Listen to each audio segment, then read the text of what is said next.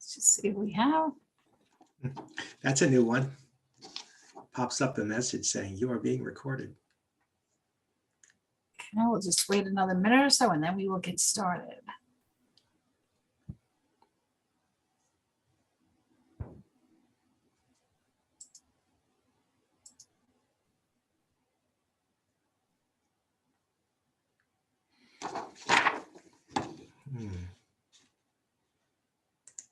Okay, we're almost there, I think.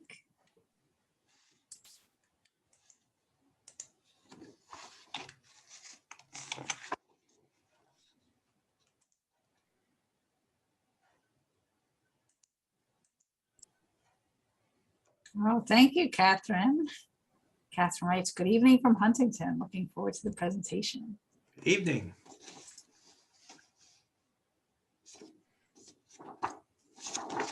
All right, well. Orb list here.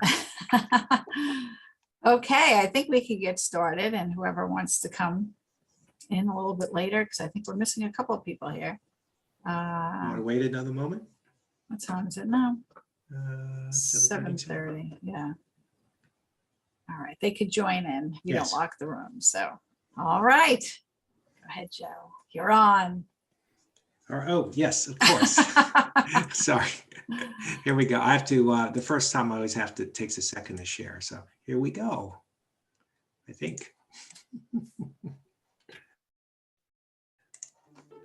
Can you see it, Kerriann? Mhm. Okay, good.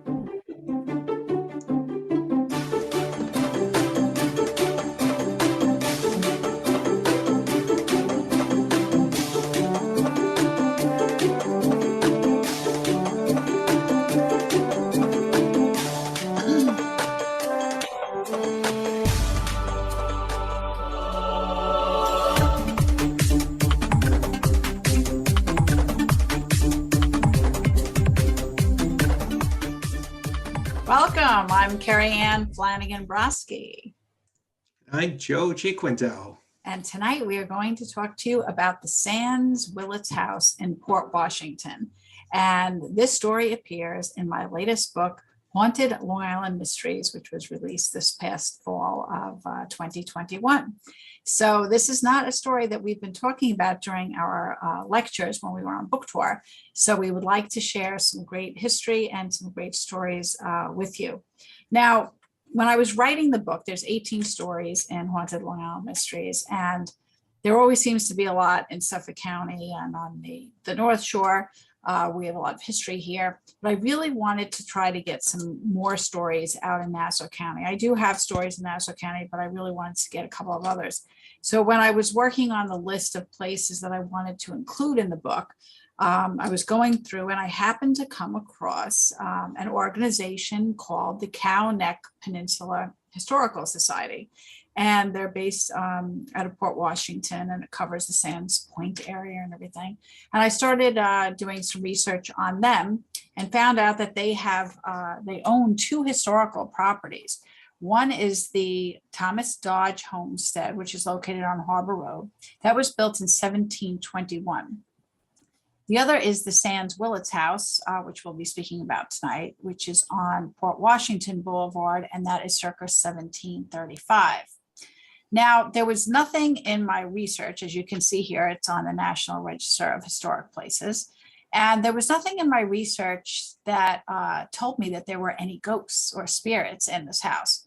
But looking at the dates, actually I was looking at both houses at the time, I wasn't sure which one, but I figured with dates as old as that they must have a ghost or a spirit or two. So I decided to try to get in touch with them. And as luck would have it, I spoke with Ann Latner, who was the education director at the time. Now you have to realize this goes back to March of 2020.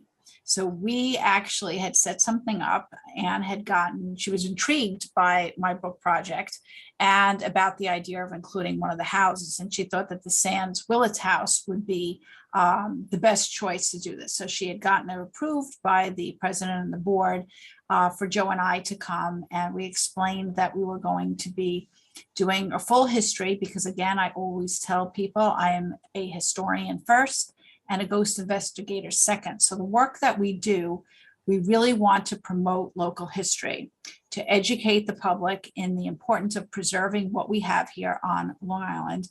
And with houses like the Sands-Willets House, it's very costly to maintain these homes. And that's why I'm hoping with the book and with webinars that we can make more of an awareness and get more people involved in the preservation of these properties. So she was intrigued for that reason, because I said we would have the complete history, which we do. We're just going to give you a brief history tonight, but in the book, of course, it has the complete history of the Sands-Willets House. And I had told her what we do as far as our investigative portion with the so-called ghosts is that it's very positive. For those of you who may not be familiar with the work that Joe and I do, it's not like what you see on TV. I have spent the past 30 years trying to undo what Hollywood tells us about ghosts and spirits. We're not running for our lives, and we don't have a woman in a white dress, coming after us with a knife. We don't see blood dripping down walls.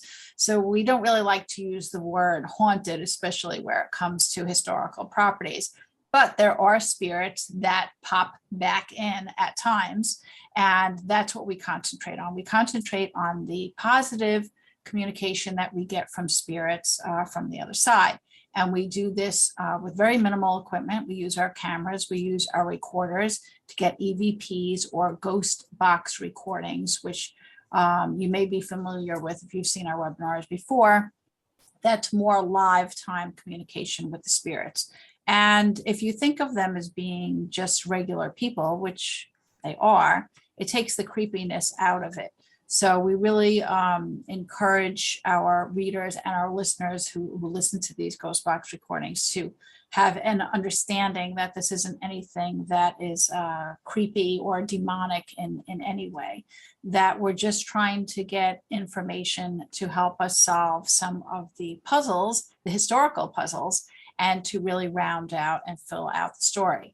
After all, what better way to learn about local history than through a ghost story? And this is what has kept my books going over the years. I've written several on the topic combining local history and ghost stories, and we've gotten a wonderful response to it. And the organizations that we have dealt with have been great. So for us to get an in with the Cow Harbor Peninsula Historical Society was really wonderful, and we had a wonderful experience. So on the day we set out, it was actually March 13th, 2020. That's right. A day that will be in infamy. That was the last day. Yeah, go ahead, Joe. Tell a little bit about what happened when you arrived that day, what it was like, and how we weren't sure what was coming our way. Yes, you mean about the big COVID. Yeah. Yeah, it was a weird day. First of all, it was Friday the 13th. Yes. Which I remember writing on the calendar, and I was thinking, oh, this is going to be interesting. I wonder what's going to happen. It's going to be memorable on this week, this day. And it was the last day basically before the world shut down, before COVID, right? Mm-hmm. And it was an odd day for weather too. We arrived, it was torrential rain, and then the sun came out as we were leaving, and it was just beautiful. Yeah. It was like a fall day, really. But that was the last day. I remember coming in, and we didn't know, are we not supposed to shake hands now? Like everything was before the mask. We had no idea 2 years later we'd still that we'd still be here. But tell about some of the people that we had been with that day.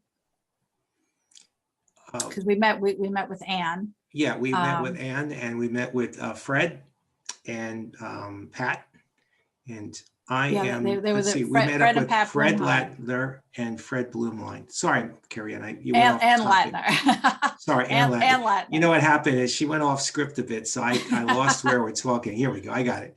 We met up with Anne Latner and Fred Blumlein. Is it Blumlein? And who was the treasurer and past president, along with his wife Pat, who was an active member and volunteer. Fred and Pat had been involved in the society since 1995. Now, they proved to be a wealth of information on both the history of the area and also about the house, which they are very proud of. And you'll hear in the Ghost Box recording where Fred talks to the spirits, and he talks about maintaining the house and how he's really excited about keeping it up to the best it can be. So Yeah, that's a great one. So before we get started with the ghost stories, we are going to talk about the history. yes, But I lot of would like history. to say that, going back to COVID for a minute, prior to COVID, they had periodic exhibits at the Sands-Willets House, along with house tours May through October. They also had historic walking tours in town and a fall festival that was really very, very popular. It was one of their biggest programs.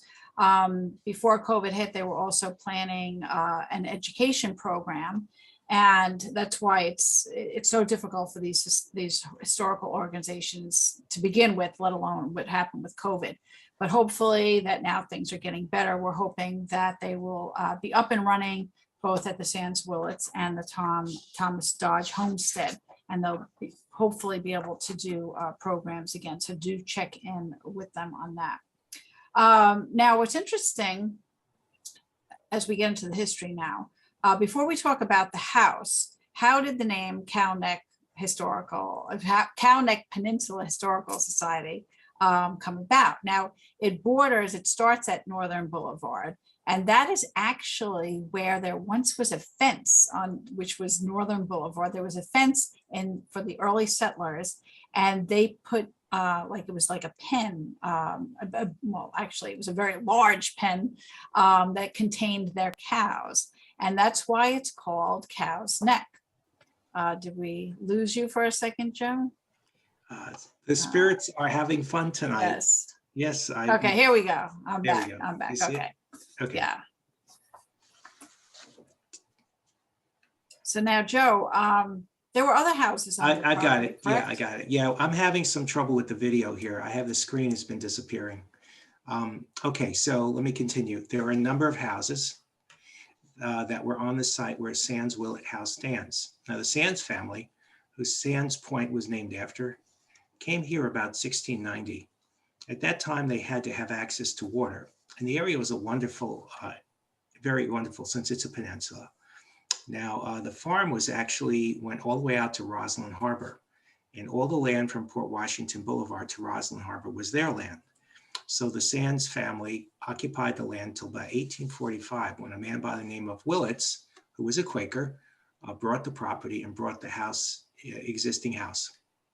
Now, John Sands was a sea captain who was born in 1649. Now, along with acquiring the land where the house sits, he also purchased land in Sands Point.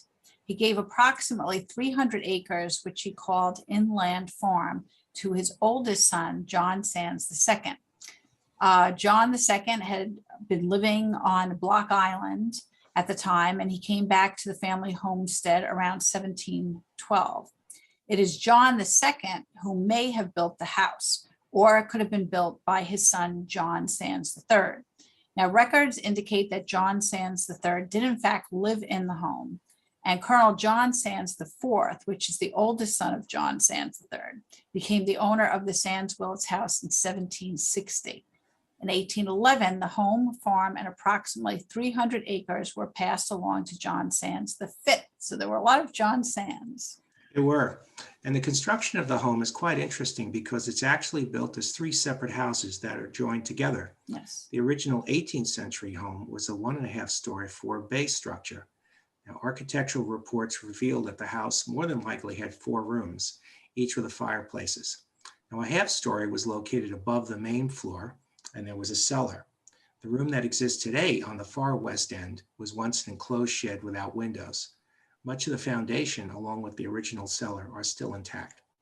And as I had mentioned before, Joe, and you had put up that nice sign, it's on both the state and the National Register of Historic Places. And it is also, I don't know if you knew this, featured as a historic site on the New York State Revolutionary War Heritage Trail, because there is Revolutionary War history in the house.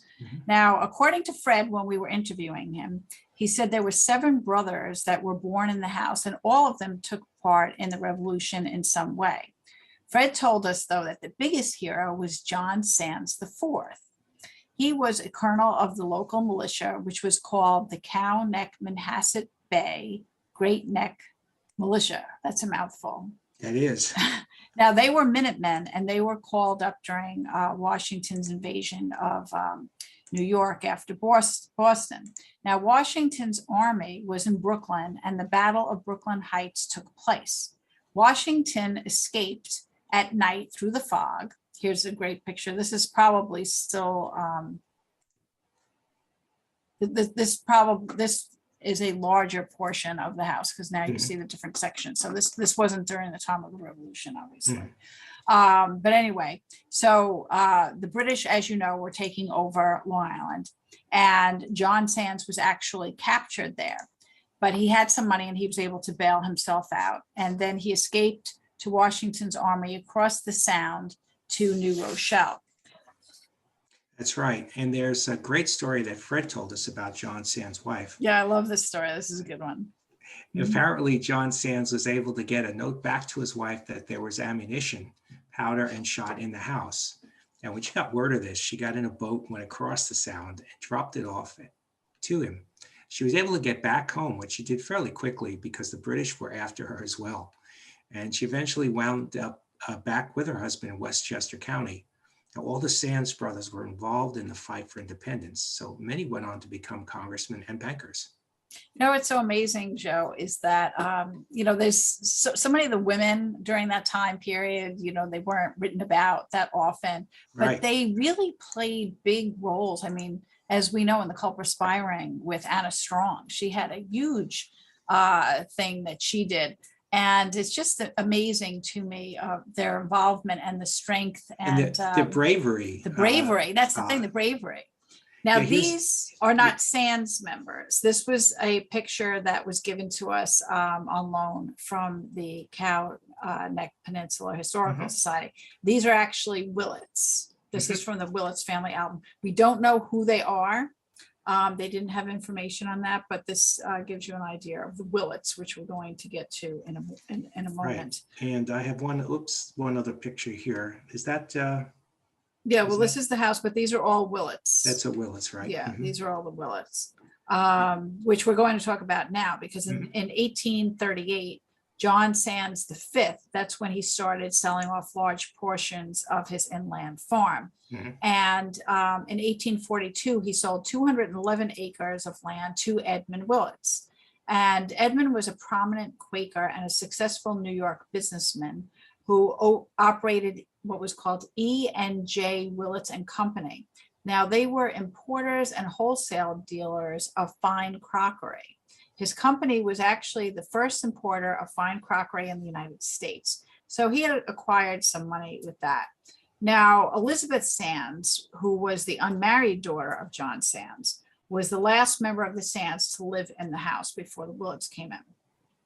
In 1846, Willets acquired the Sands house and an additional 18 acres of land from Elizabeth's estate. As an addition to the small Sands house, Willets excavated an extensive cellar, which Joe had mentioned before, adjacent to it, and moved a large Greek Revival style half house onto the east end of the new foundation. This half house has been moved from somewhere on Long Island, we're not really sure where.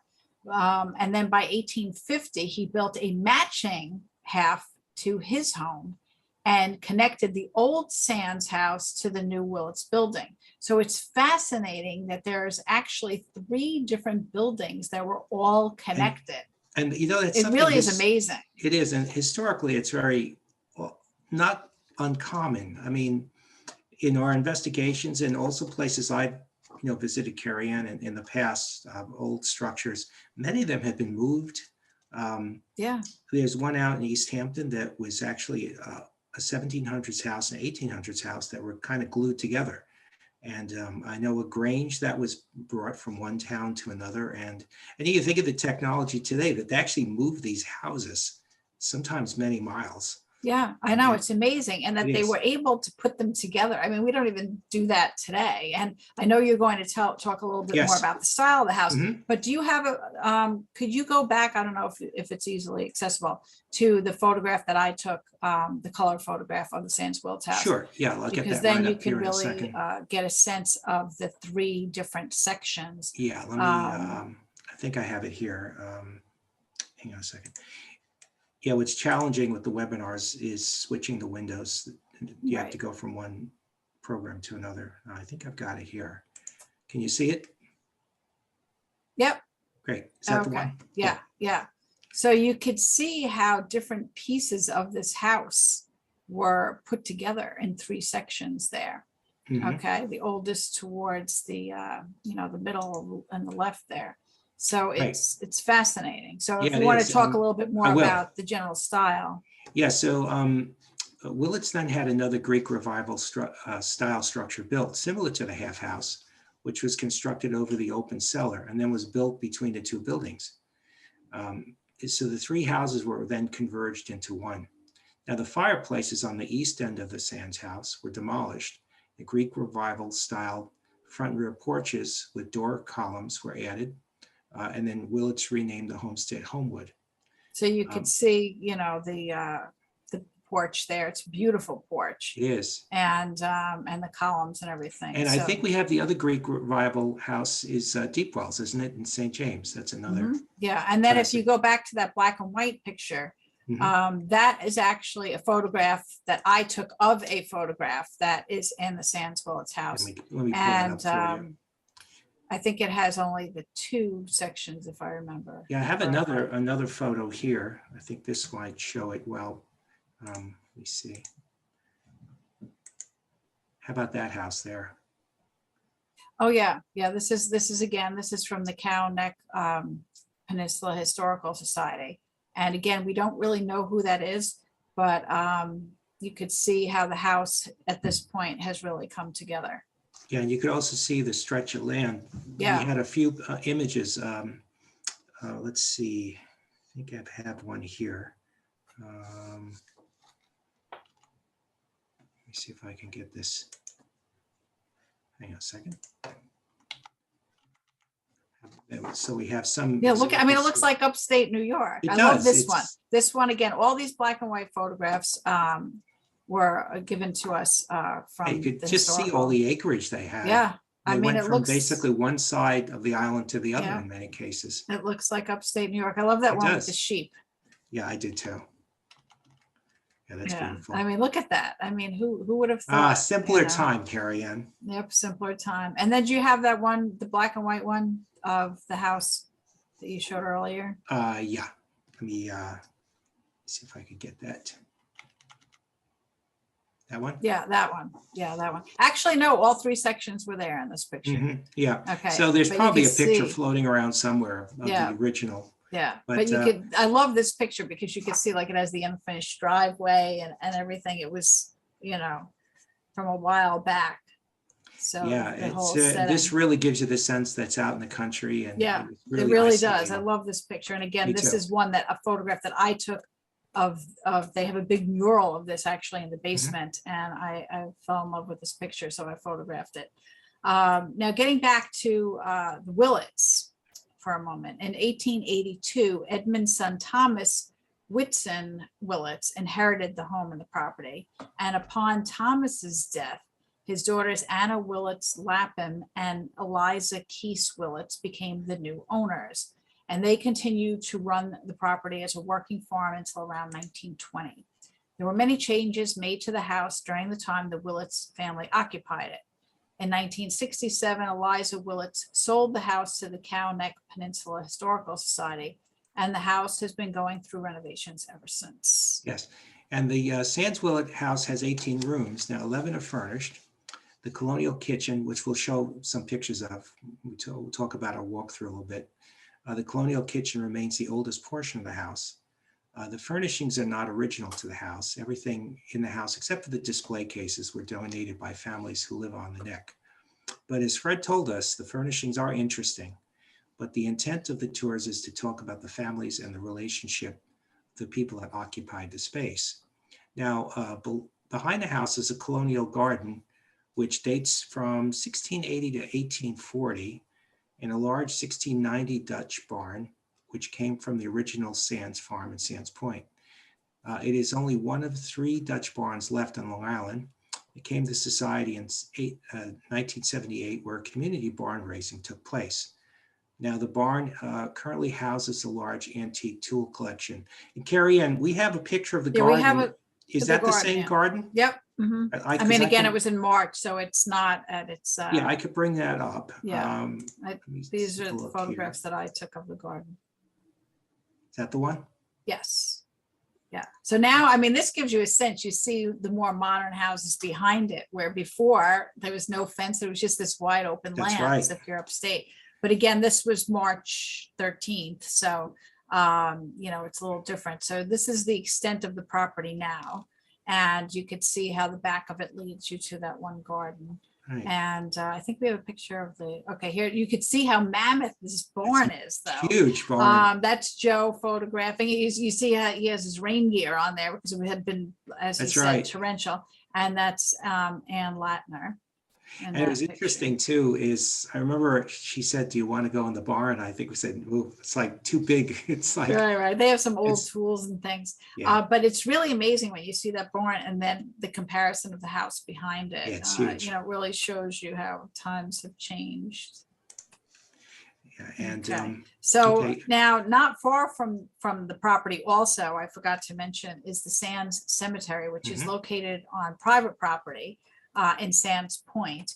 And the Cow Neck Peninsula Historical Society also maintains that cemetery. And it is here where John Sands I and his wife Sybil Ray Sands are buried. So that's a little bit about the history.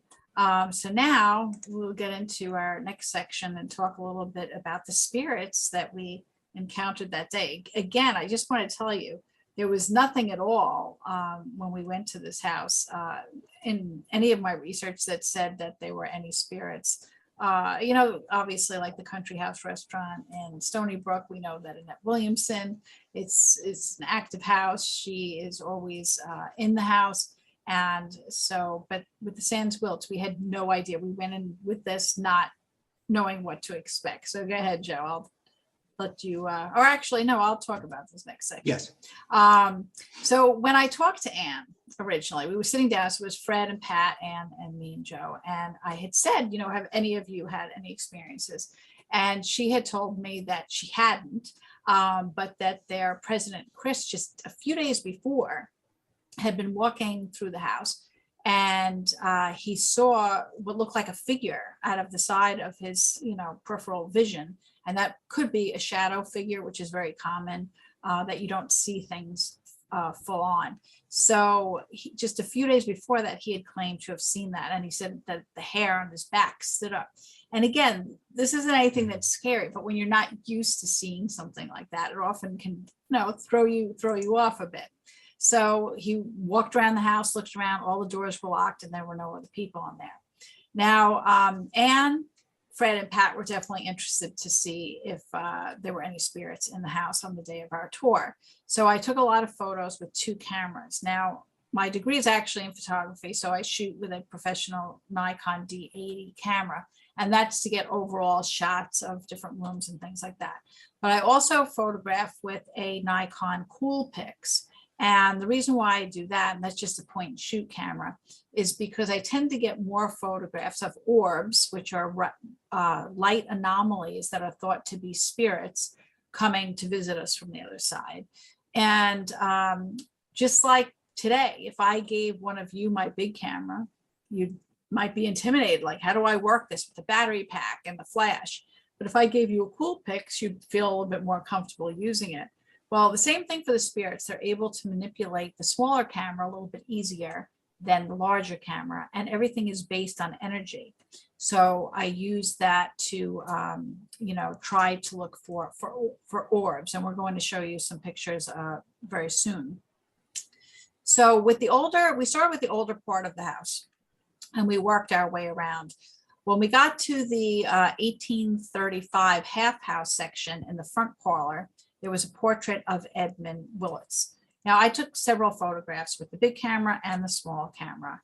And in one of the photos, the orb actually appeared right underneath. And you can see it. This is the picture that appears in the book. This is not something that's on the wallpaper. This is an orb. And I had taken many photographs in this room, and this was the only time that the orb appeared. And it's interesting because the old Victrola is sort of pointing up as if it's showing us like Edmund. That is Willis interesting. I is hadn't here. noticed that before. Yeah.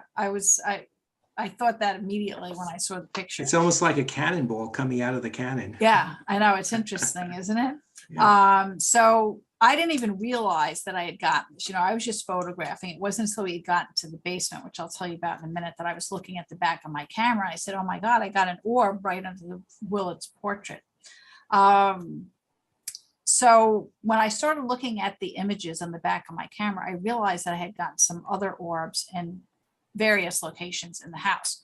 One appeared in the middle room in the older section of the house on the left side of the mantle over the kitchen hearth. Now, if you look all the way up at the top, it's almost out of the frame. That white, do you have your arrow, Joe? Because I don't think they see mine. Right. Yeah, let me see if I can. Right above the. I'm not able to pull up the highlighter for some reason in the screen. Can you just point to it? Because I'm using my pointer, but no one can see it. Yeah, right there. Do you see my mouse? Yeah, that's an orb. So Yeah, that's is an my orb mouse right showing? there. Yes, yes. Oh, it does. Okay, yeah, that's right up there. Yeah, right. mine doesn't show, yours shows. Got it. Yeah, so this I had gotten, with small camera, nothing with a larger camera. Which That's is a little interesting. orb. Yeah. A lot of the orbs in this house are little, which was interesting. We never had those. So I don't know if it's, sometimes we think that the size of the orbs or the colors of the orbs really show about certain people's personalities.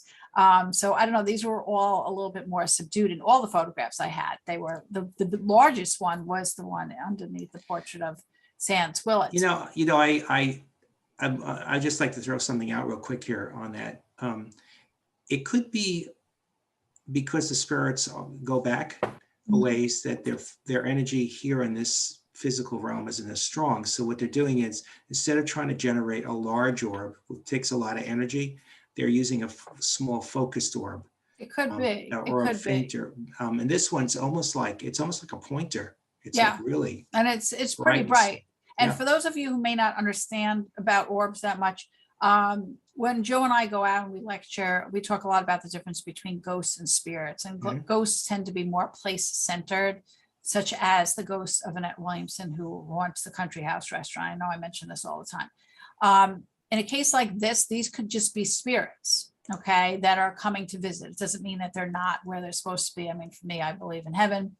So these are just spirits in our belief that are coming back just to visit and to show that they were part of the house. They saw what we were doing, and maybe they wanted to be part of the whole book project. So that's one. Then in the next slide, I think we have, I think there was another one of the hearth. I don't know if you have that one after this one, Joe. Yeah, I have, let me see. Well, I have the other one with the dome shape. Yeah, just this one. We could go through them and see. All right, then you have, this is the info board. So this is, no, this wasn't the picture. This is just a picture of the hallway. Oh.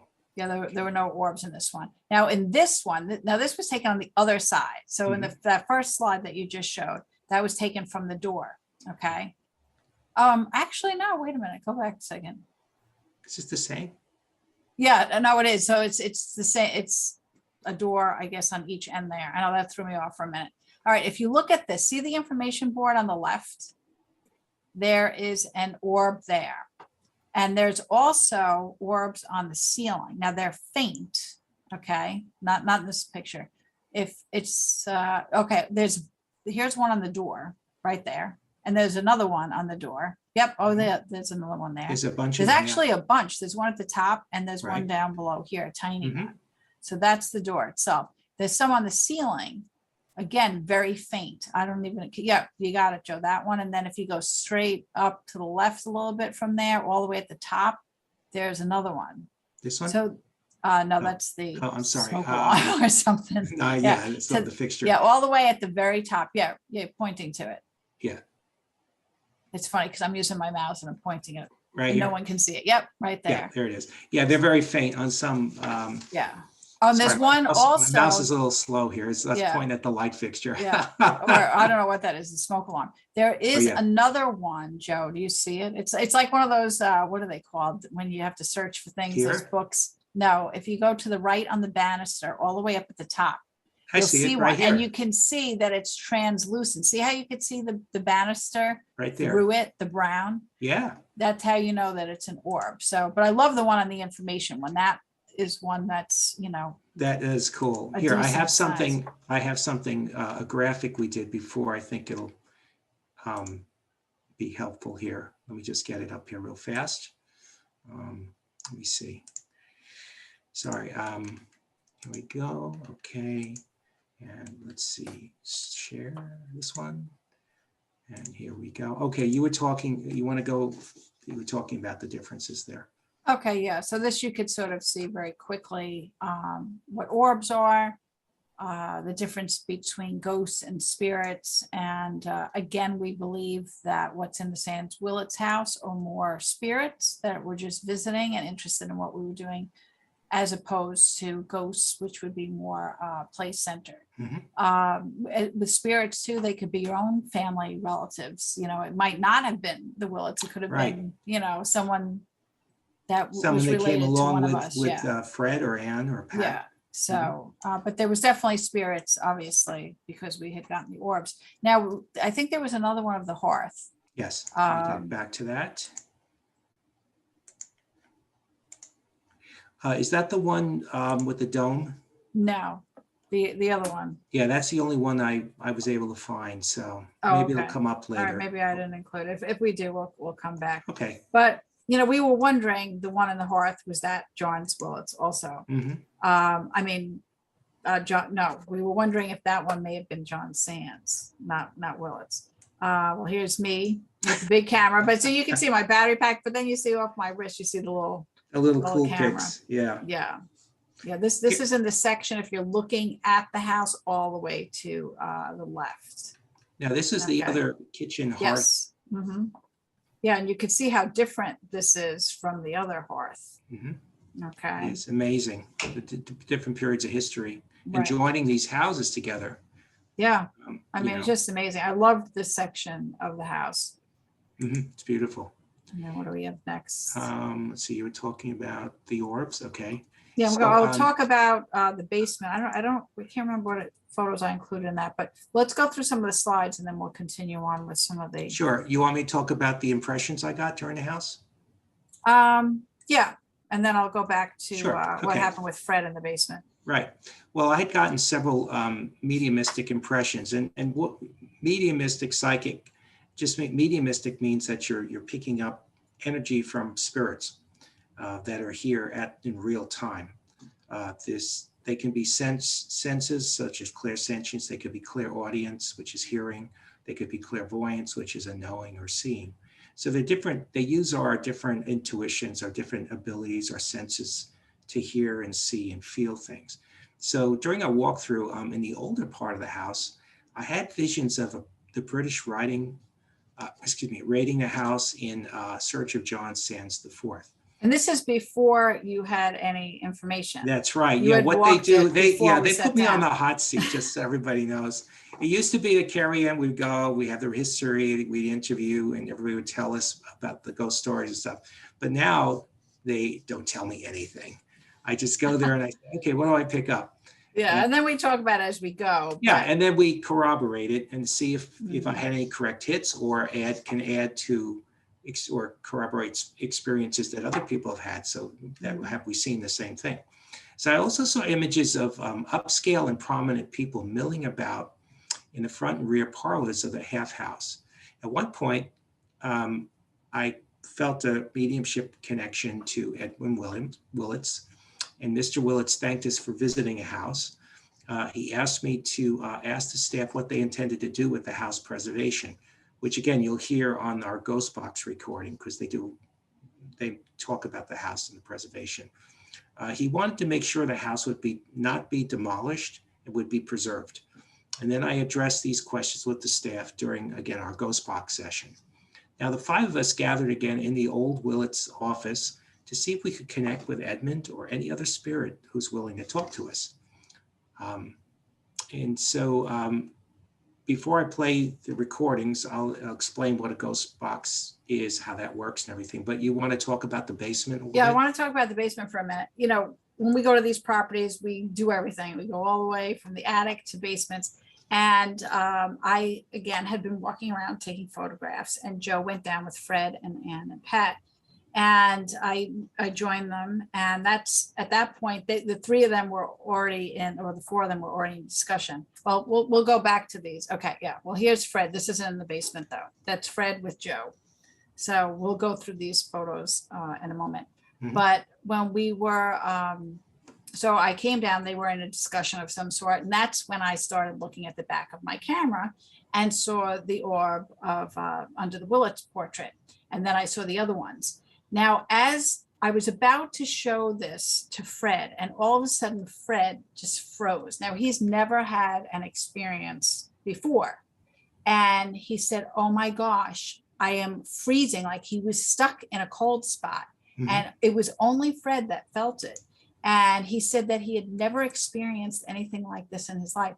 And it lasted longer than normal. It was about 20 seconds. Mhm. It seemed to last. And it was right at the point where I was telling them about the orb and I was about to show them the picture. So it really was amazing. So here we are. This is us in the basement. And you could see Fred's face. He's just like, I can't believe I felt this. And I think Fred is on our webinar tonight. So I hope you're enjoying this, Fred. So, and that's Anne in the back too. So why don't we go through some of the other photos just so I could show our audience Sure. some of Let me- what the house actually looks like, some of the rooms. Sure. Now, I don't have a whole lot because they were in between exhibits and things like that. So, you know, we just have a couple of photos, but you'll get sort of an idea of what the house is about. I'm bringing it up now.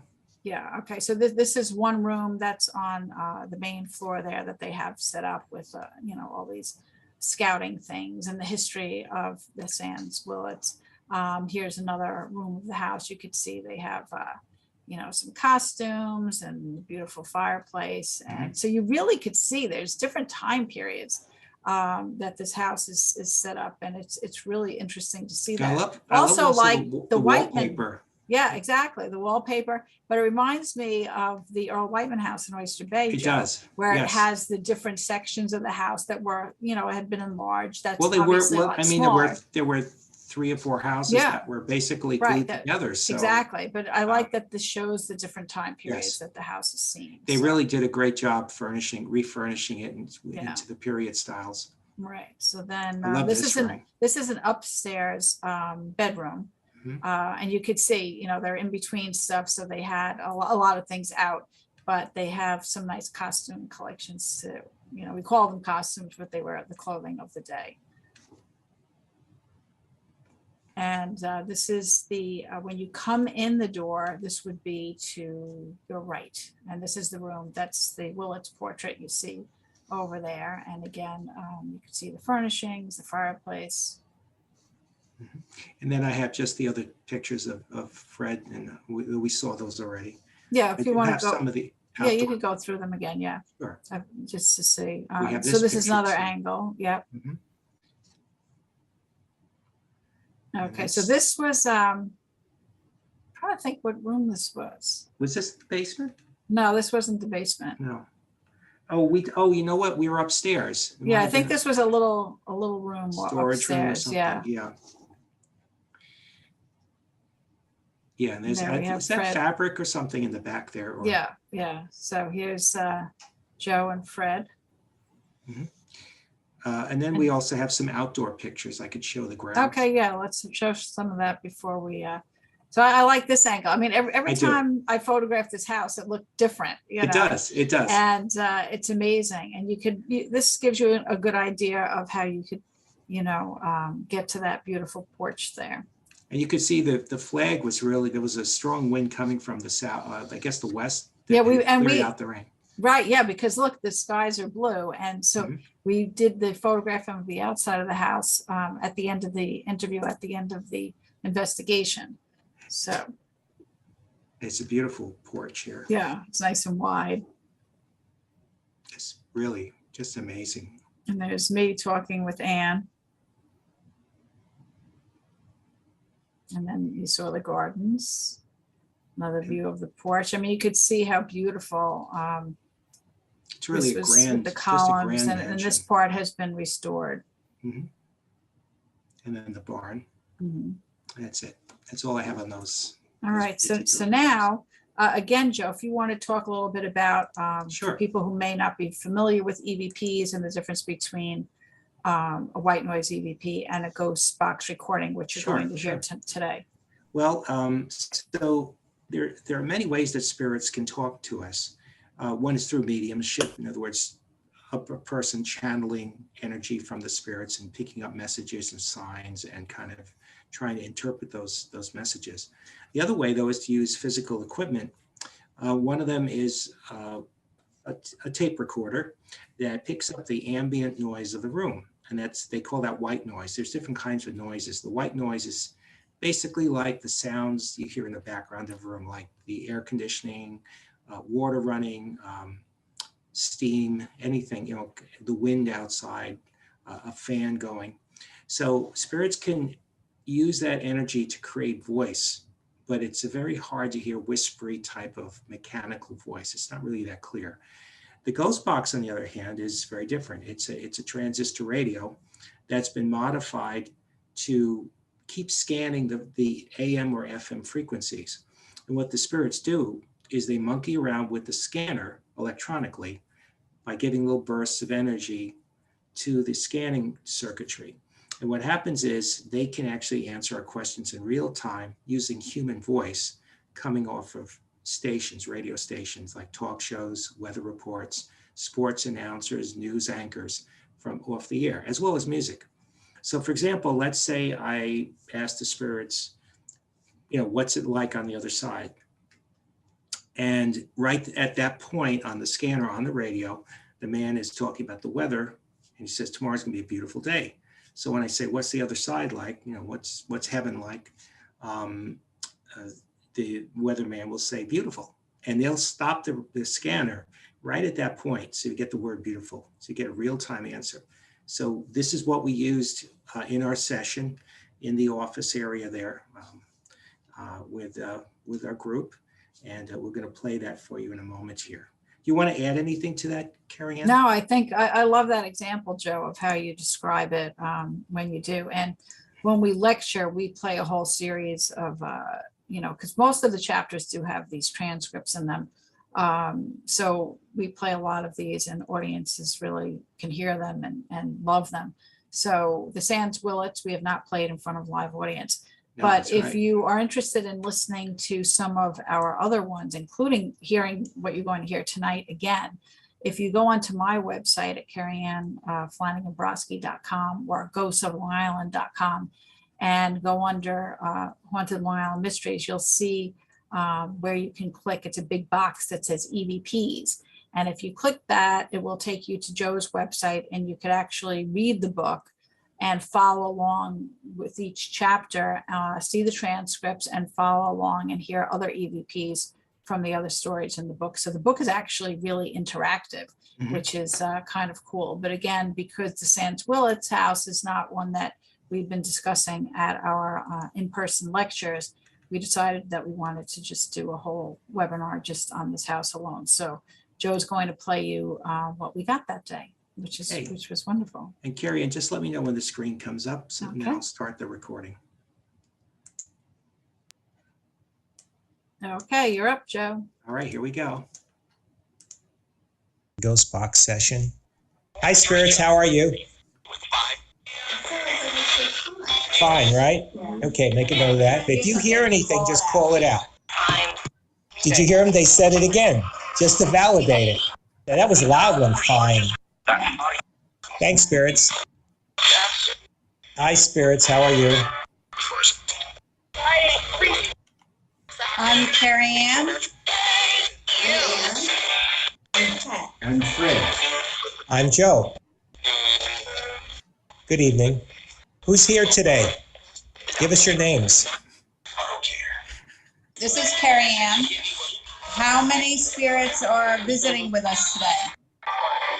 I heard Okay, I one. heard one also. Mr. Willets, I took a photograph of your portrait. Was that you with the orb? Was that your spirit next to your portrait? Yeah, right, I think you said. What's your name? What's your name? I heard that too. Yeah. My Tell- name ask- is Kerriann. See, someone just joined us, so they're asking, what's her name? All right, let's go to Ann. Okay, Edmund, I'm curious as to whether you like it when you practice music in front of your picture. Sound like that's you. That's huge. This is Pat. Is anybody else with us today? Who's here? I heard the Willets. Spirits, I sometimes do this game just to establish communication. You know my game where I say 1 to 10, I say 1, you say 2. Is it okay if we play that game? I'm going to say 1. 2, did you hear 2? All right, 3, 4. We love you. Are you happy that I'm going to be writing about this house in my book? What material, he asked you. All research material. Mr. Willets, were you a happy man in life? Mr. Willets, were you with us in the basement? Were you next to Fred? Mr. Willets, this is Fred. Your house is in good hands.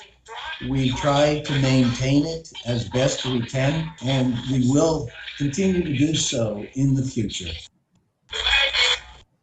Thank you to the spirits. Thank you, Mr. Willett, for talking to us. Okay. Yeah, that was a good one. And I love how he says that he's a friend of Fred's. Yes, You that's a know, good and- sign. That's a good thing.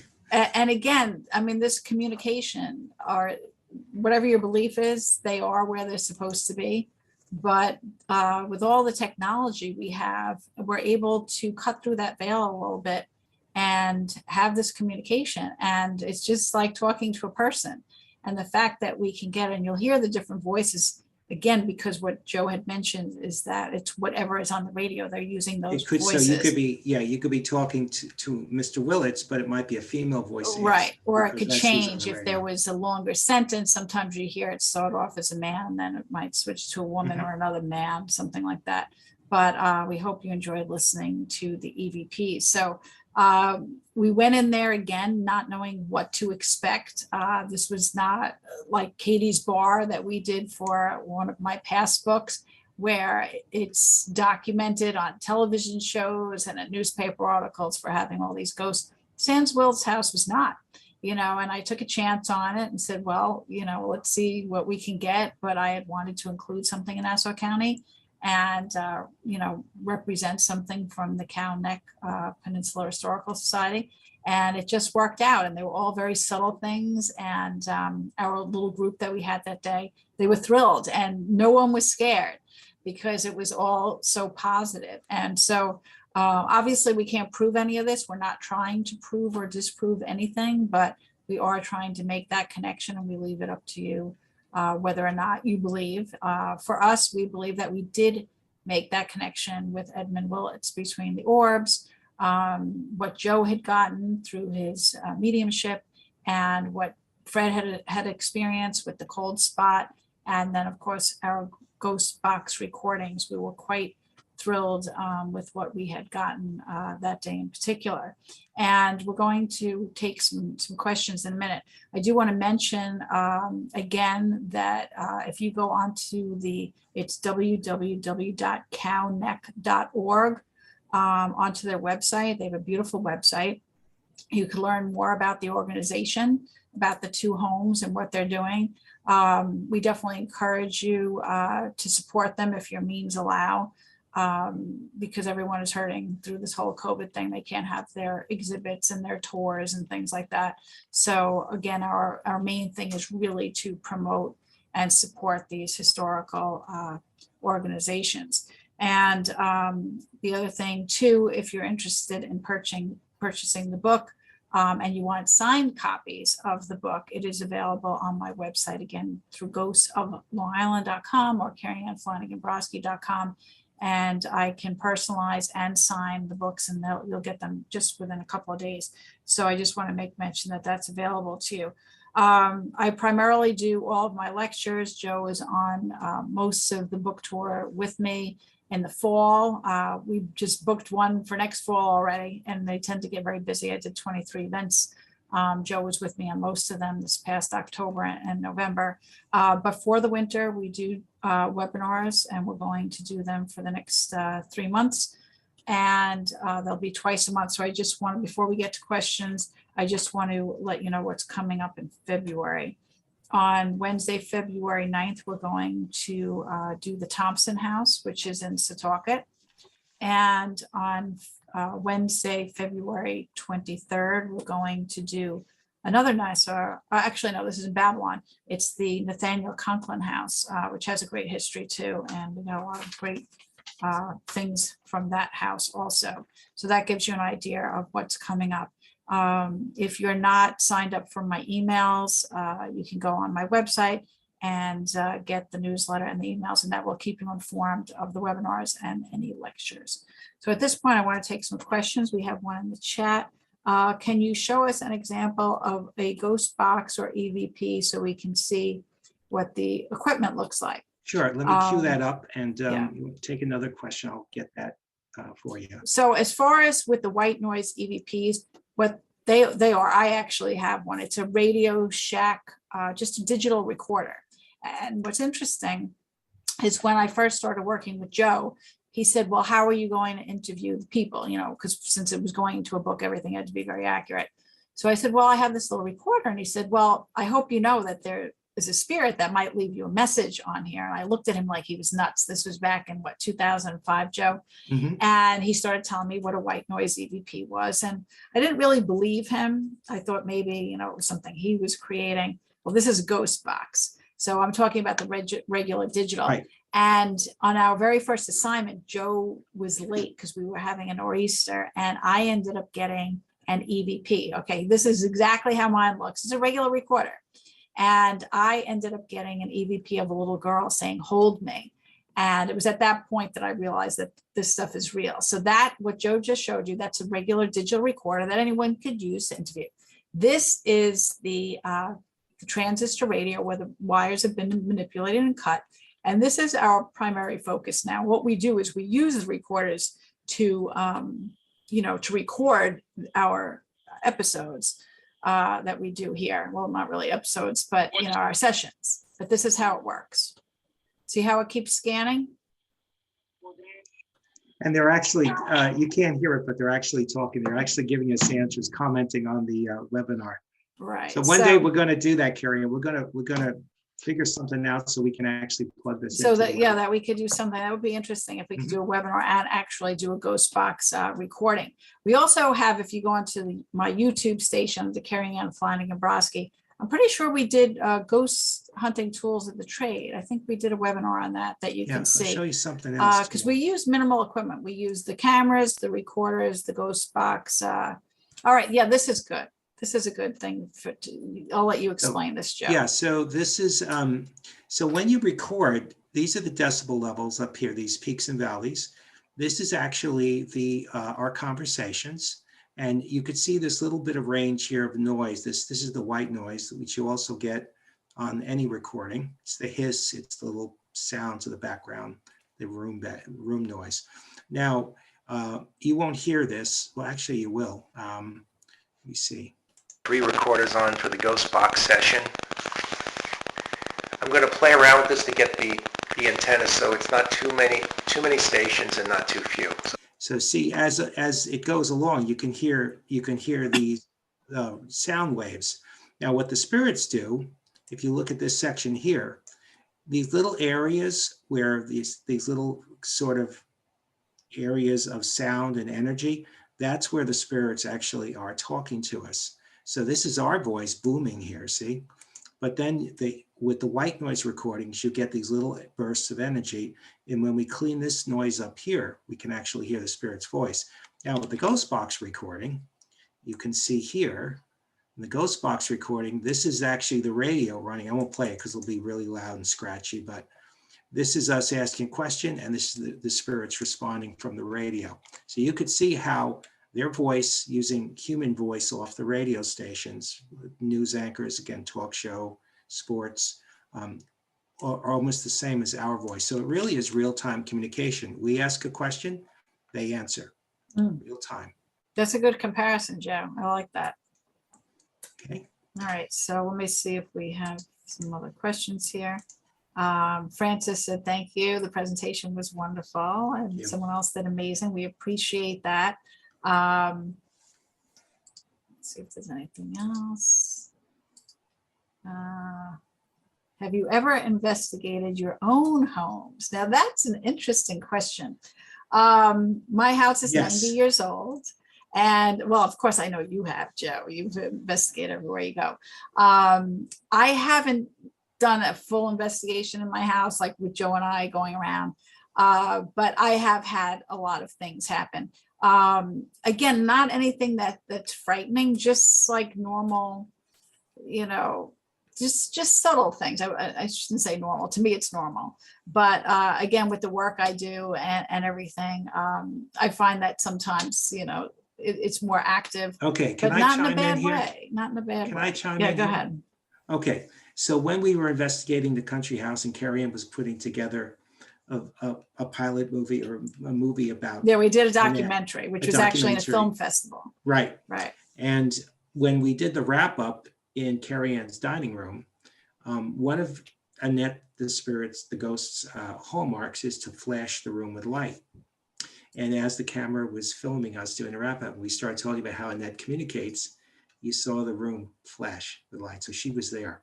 Now, when I first met Kerriann, early on, I think it was the first or second book, remember I came in and you never told me you had these tea parties that you do for the, is it? Yeah, I used to, run for the MS Society. MS Society. So I came in and small I saw tea parties. Right. And I came in and I saw a tea party going on and I came up with these two names, these two Victorian women.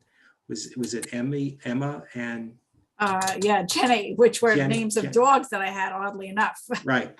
So that was another time. And then I think you also, where was the place where you had so much energy, your light bulbs are exploding? That was when we came back from doing the country house I went into 3 different rooms and light bulbs blew. My poor husband was ready to have a heart attack. Right. So your house is very haunted. And then finally, you have was the Blue Lady, was it? Yeah.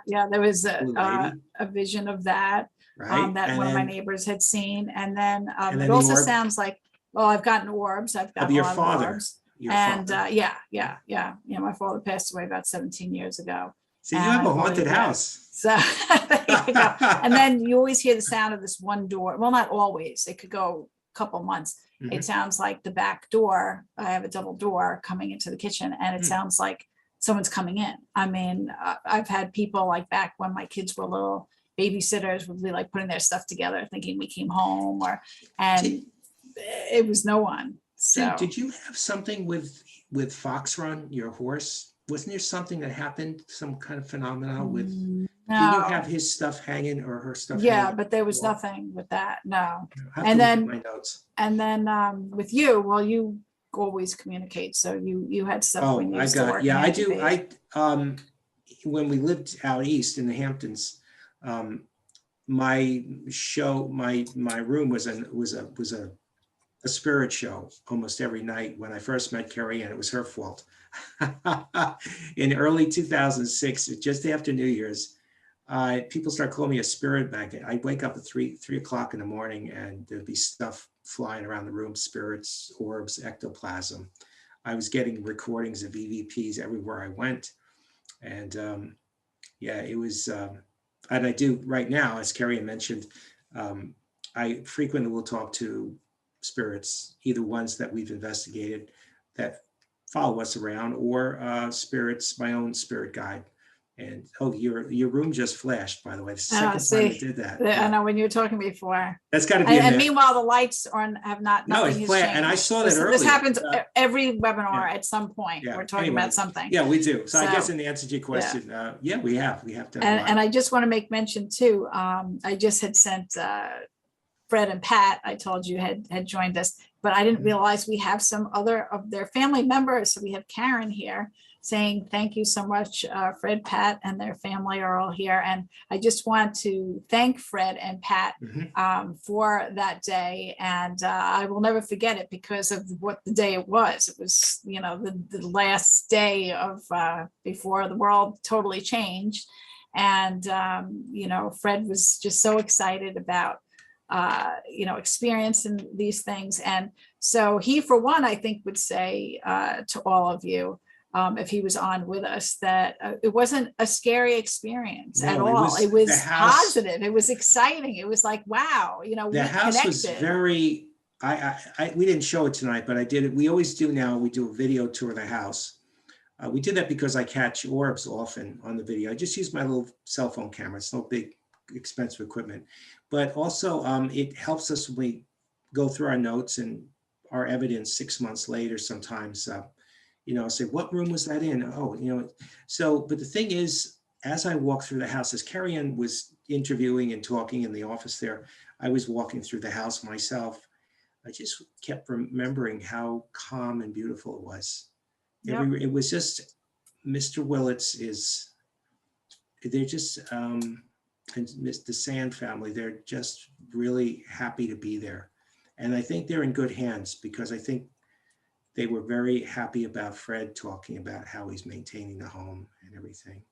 Mhm. And All right, I'm just answering some questions in the chat. sure. We always love having all of your input. Yeah, we're so used to this. If any of you are creeped out by this or it's a little over the top, just remember, I've been doing this. I can't believe when I update my CV, I have to keep adding years to it. My first ghost experience, the haunted house experience, which was upstate New York, was in 1980. That's like, 42 years ago. So it's. And for me, I always had believed in this, but back when I was in college, I started really getting interested in it. And then, of course, when I met Joe back in 2005. That's a funny story. Yeah, it really, yeah, story for another day. I'm sure many of you have already heard it because we have a lot of regulars on tonight. But, it's something that's always evolving. And it's been very positive. People say all the time, is it scary? Is it this? Are you uncomfortable? No, it's not. But we stay away from anything that's negative or demonic in nature. We won't do that, So something, when we get something like the Sands-Willets, it's refreshing because it was very positive, and we just really enjoyed that day. So I want to thank the Cow Neck Peninsula Historical Society for allowing us to come that day and to interview everyone and to do our investigation and to include it in the book. And that history, will be forever in the book, which is great. And again, I hope we have raised some awareness tonight of that organization of the house. And I'd like to say that the kids that read the books, and Kerriann's mentioned it many times in the past, that what better way to teach history than through a book? And again, I've had, stories, I think we have Fred's granddaughter. Is it the granddaughters, Emily? And I remember him telling us about it. And so I'm glad that she was able to, hear some, especially the Ghost Box recording, because that was very clear. Yeah, so that was fun. Yeah. So does anyone have any more questions before we sign off tonight? No? Okay. Well, again, I want to thank all of you for joining us tonight, and stay tuned and be on the lookout for your emails with reminders of our next webinars. And, we just want to thank you for the support. It keeps me writing. It keeps Joe looking for ghosts and spirits. So we're very, very grateful for your participation with both purchasing books and with the with the webinars. So, and again, if any of you want a personalized and signed copy, they are available on my website, and you'll get them just in a couple of days. All right. Okay, it says Emily is happy. Great. I'm so glad. Great. All right, everyone. Thank you again for joining us, and we'll see you next month. Take care. Good night. Right.